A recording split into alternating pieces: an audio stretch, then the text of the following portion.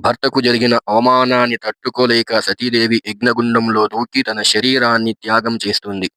సతీదేవి మరణ వార్త తెలుసుకున్న శివుడు ఉగ్రరూపం దాల్చాడు. శివుడు రుద్రుడై కోపంతో తన జటాజూటం నుండి ఒక వెంట్రుక పీకి నేలకి కొడతాడు. ఆ జటం నుండి మహాభయంకరమైన రూపంలో వీరభద్రుడు, భద్రకాళి ఉద్భవించినారు. శివుడు వారిని దక్ష యజ్ఞాన్ని ధ్వంసం చేయమని ఆజ్ఞాపిస్తాడు.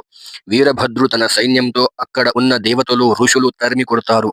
ఇంద్రుడు, యముడు మొదలైన దిక్పాలకులు ఓడిస్తారు. దక్ష యజ్ఞాన్ని భంగము చేస్తారు. చివరిగా దక్షుని తల పట్టుకొని గిరగిర తిప్పి నేలకు కొట్టి దక్షుని తల నరికి హోమగుండంలో పడేస్తారు.